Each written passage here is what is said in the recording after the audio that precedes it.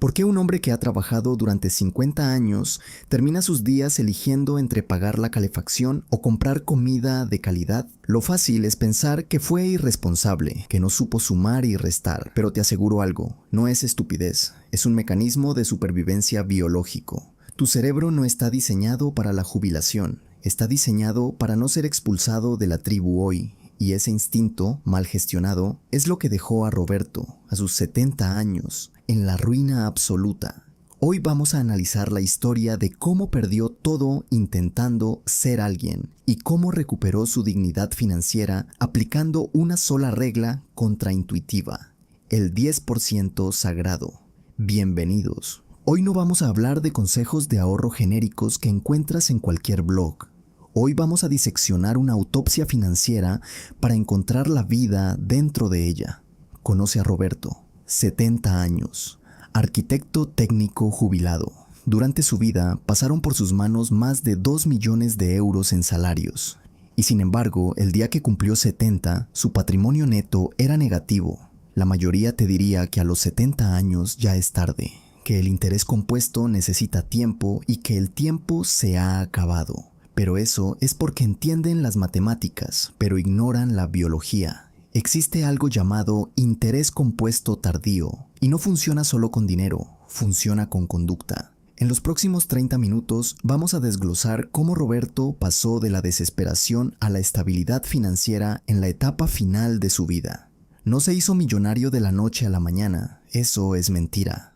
Pero logró algo más difícil, apagó el incendio en su mente. Y sé que esta frase incomoda, porque lo fácil sería pensar que Roberto simplemente gastó demasiado.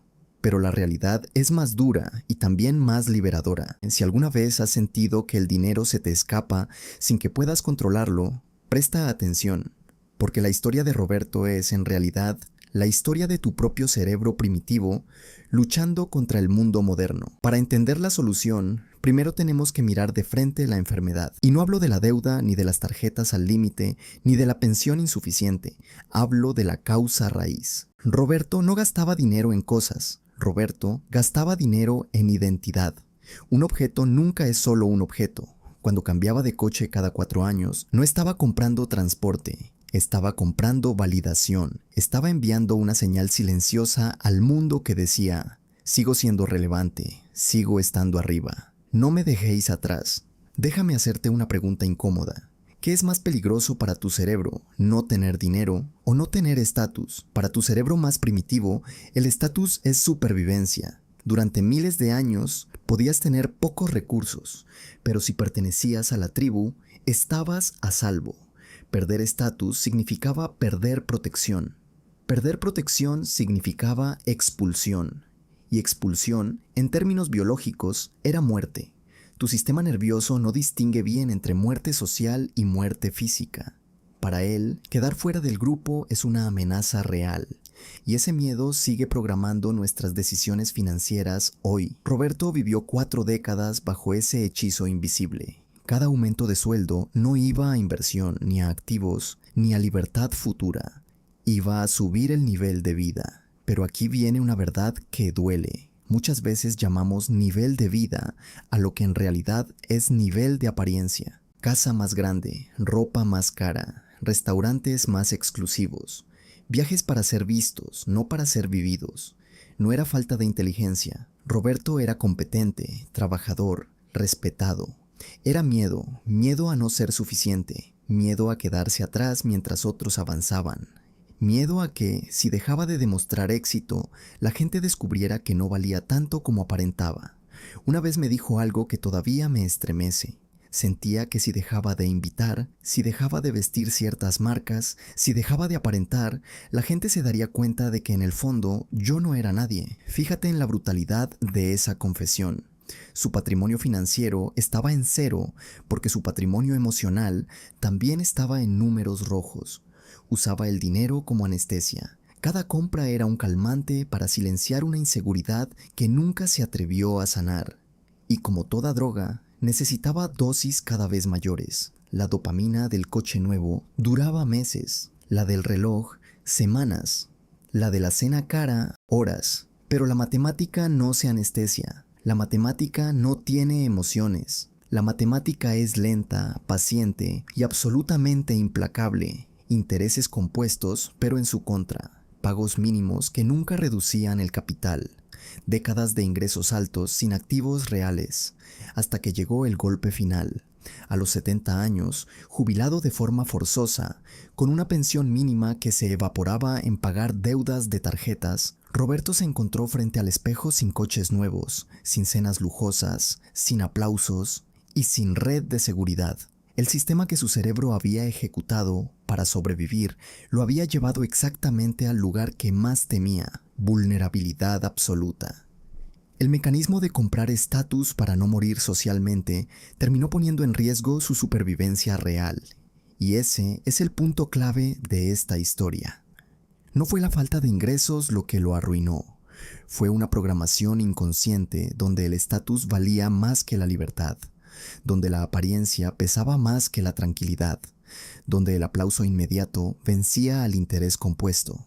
Y mientras no entiendas esta enfermedad, ninguna estrategia financiera va a salvarte, porque el problema nunca fue el dinero. El problema fue lo que él necesitaba que el dinero dijera sobre quién era. El cambio nunca nace en la comodidad. El cambio nace cuando la ilusión se rompe. Una noche, Roberto se quedó mirando su despensa en silencio. Arroz, 2 huevos, una botella de agua y 15,000 euros en tarjetas revolving, creciendo como una sombra que no duerme. La pensión no llegaba hasta dentro de 10 días. No había coche nuevo, no había restaurantes, no había estatus que sostener, solo realidad. En ese momento de humillación absoluta, cuando la máscara de hombre exitoso cayó al suelo y se hizo añicos, Roberto se enfrentó a algo mucho más duro que la deuda. Se enfrentó a sí mismo y tomó una decisión radical. No pidió dinero, pidió dirección.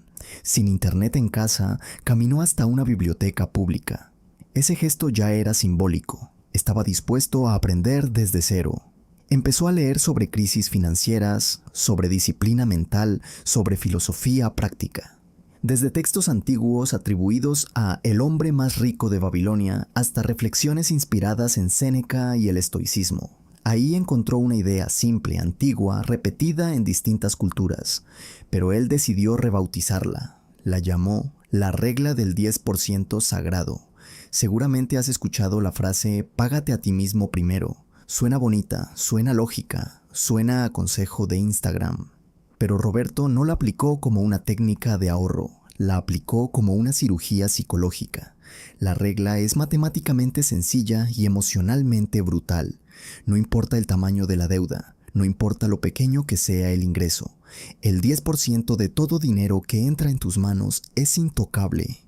No es para acreedores, no es para facturas, no es para emergencias, es tuyo. Al principio parece una locura, un acto irresponsable, casi un suicidio financiero. ¿Cómo vas a guardar dinero si apenas puedes comer? Aquí es donde entra la psicología que salvó a Roberto. Cuando estás arruinado, tu mente te repite una narrativa constante. No tienes nada, eres un fracaso, todo lo que entra ya está comprometido. Cada euro que recibes sale disparado para apagar incendios. Tu cerebro registra que tú no eres dueño de nada, eres solo un intermediario, un canal por el que el dinero fluye hacia otros. Eso destruye tu identidad. Al retener ese 10%, aunque fueran solo 50 euros de una pensión de 500, Roberto envió un mensaje nuclear a su sistema nervioso. Yo importo. No soy solo deuda. Hay una parte de mi esfuerzo que se queda conmigo. No era el monto, era la dignidad. Y aquí viene algo clave que casi nadie explica cuando habla de deudas. La mayoría de las personas intenta pagar todo lo posible cada mes, quedándose a cero, cero absoluto, cuenta vacía, sin margen. Eso mantiene el cortisol disparado. El estrés constante activa el modo supervivencia, y cuando el cortisol está alto, la corteza prefrontal, la parte del cerebro que planifica, negocia y piensa estratégicamente, se apaga. En modo pánico no se construye riqueza, solo se sobrevive.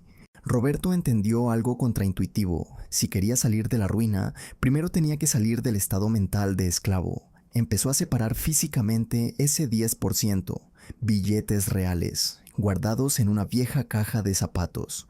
¿Por qué en efectivo? Porque necesitaba verlo, necesitaba tocarlo, necesitaba una prueba tangible de que ya no estaba completamente vacío.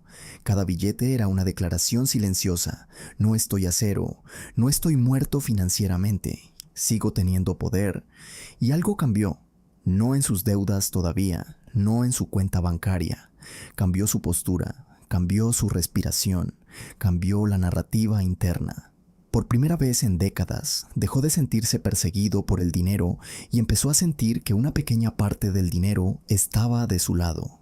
Esa mínima reducción de ansiedad, ese milímetro de espacio mental, fue la grieta por donde entró la transformación. Porque la libertad financiera no empieza en los números, empieza en la identidad. Y ese 10% no era capital, era soberanía, el interés compuesto tardío. Ahora probablemente estés pensando: vale, guarda 50 euros al mes, tienes 70 años. ¿De verdad eso cambia algo? Se va a morir antes de construir una fortuna.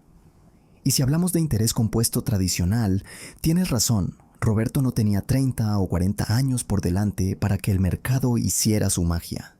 No estaba en posición de esperar décadas. Financieramente, el reloj estaba en su contra. Pero aquí es donde entra algo que casi nadie enseña: el interés compuesto tardío. El interés compuesto financiero multiplica dinero por tiempo. El interés compuesto conductual multiplica estabilidad por claridad mental. Y ese empieza a operar mucho más rápido. Déjame explicarte la biología detrás de esto. Mes 1. Roberto guarda 50 euros. Sigue endeudado. Sigue comiendo arroz. Nada externo parece haber cambiado, pero internamente ocurre algo microscópico y decisivo. Siente un 1% más de control, y ese 1% importa. Mes 3. Tiene 150 euros en la caja. Se rompe una tubería en casa. Antes, eso habría sido una catástrofe. Habría pedido un microcrédito con intereses abusivos. Habría usado otra tarjeta revolving. Habría profundizado el agujero. Pero esta vez no. Abre la caja. Paga la reparación. No genera una nueva deuda. Acaba de activarse el primer nivel del interés compuesto tardío. El interés compuesto de no empeorar. Salir de la ruina no empieza ganando mucho. Empieza dejando de cavar.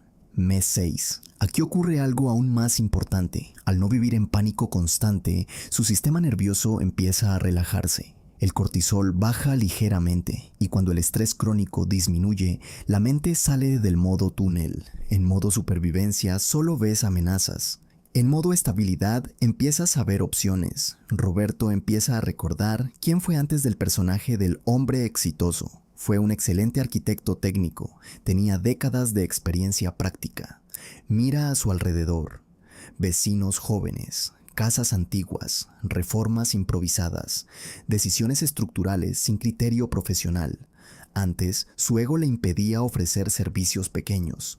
Yo fui directivo, se decía, no estoy para esto, pero el 10% sagrado ya había hecho su trabajo interno. Le había enseñado que su valor no estaba en su cargo pasado, sino en su capacidad presente de actuar con disciplina. Así que hace algo humilde y poderoso. Empieza a ofrecer asesorías de 30 minutos, precio accesible. Te digo si puedes tirar ese muro o no. Entra dinero extra, 100 euros, y aquí está la clave: no rompe la regla, no se dice esta vez no hace falta. Aplica el 10% sagrado, 10 euros a la caja, 90 a comida o deuda. Eso es interés compuesto tardío. La pequeña seguridad financiera compra claridad mental. La claridad mental revela oportunidades. Las oportunidades generan ingresos. Los ingresos refuerzan la seguridad. Es un ciclo, no depende de Wall Street, depende de tu sistema nervioso. La mayoría de las personas arruinadas intenta resolver el problema solo con matemáticas, pero la ruina prolongada es un estado psicológico antes que contable. Cuando tu mente deja de sentirse acorralada, tu percepción cambia, y cuando tu percepción cambia, tus decisiones cambian, y cuando tus decisiones cambian, tus resultados empiezan a moverse. No se trata de la tasa de retorno del banco, se trata de la tasa de retorno de tu identidad. Roberto no necesitaba 40 años, necesitaba romper el ciclo mental que lo había llevado a cero.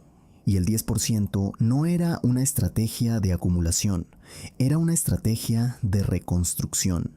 Porque cuando dejas de actuar desde el pánico y empiezas a actuar desde el control, incluso si ese control es pequeño, el efecto compuesto deja de ser financiero, se vuelve existencial. La muerte del ego.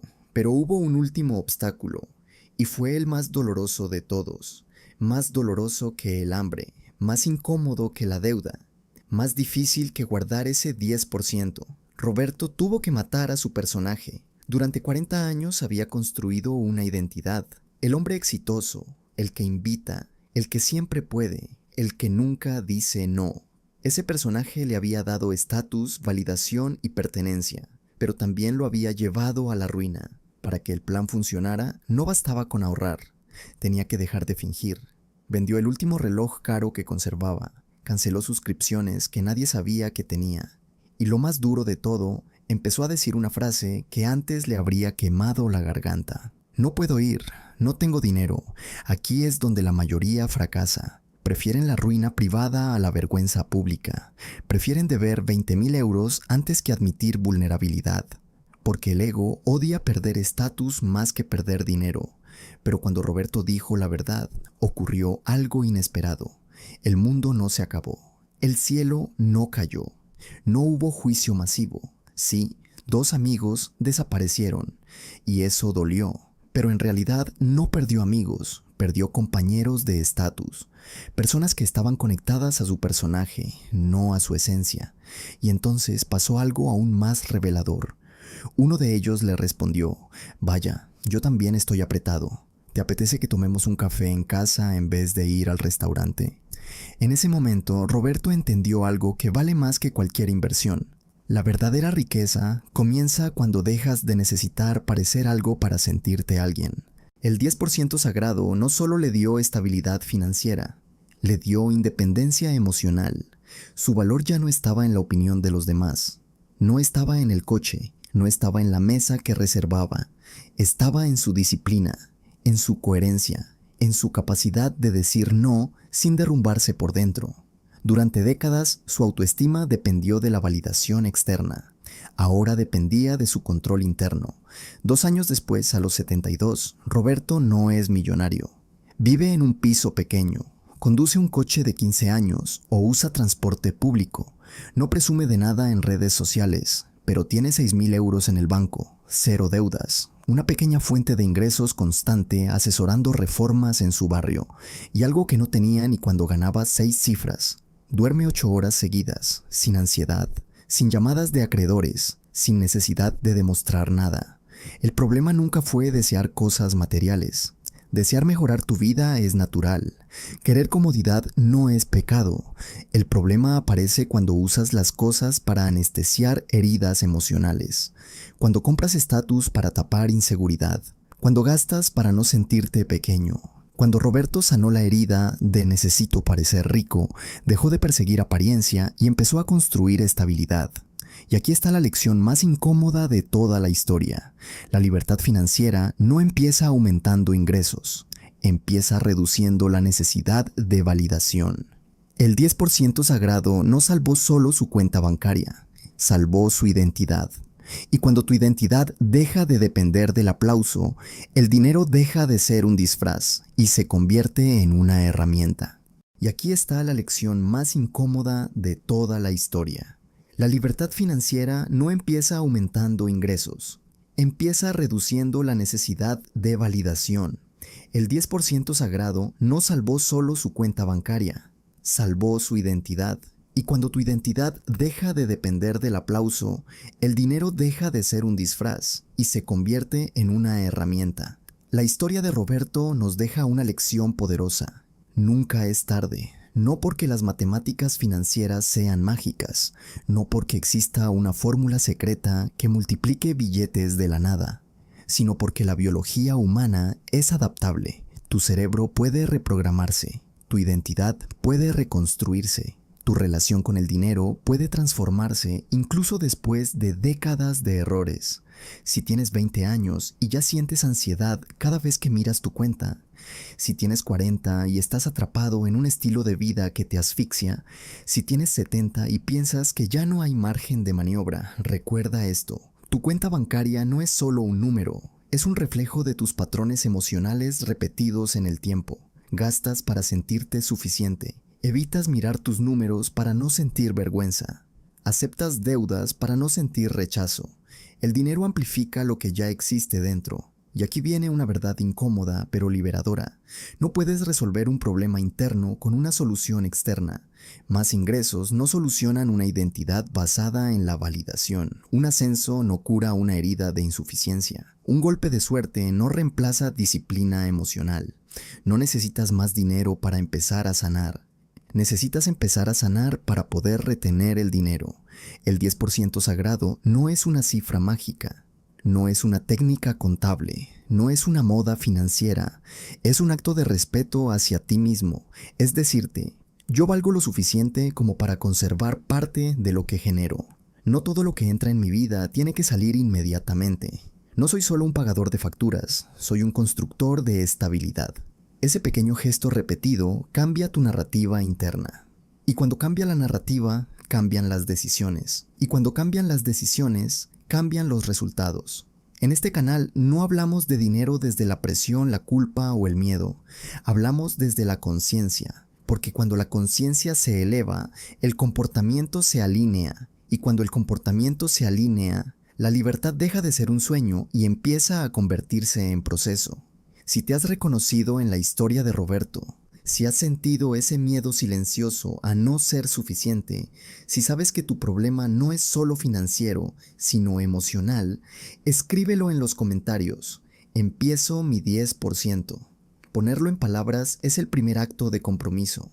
Es dejar de repetir el patrón en silencio. Nos vemos en el próximo video. Y recuerda, mantente fuerte.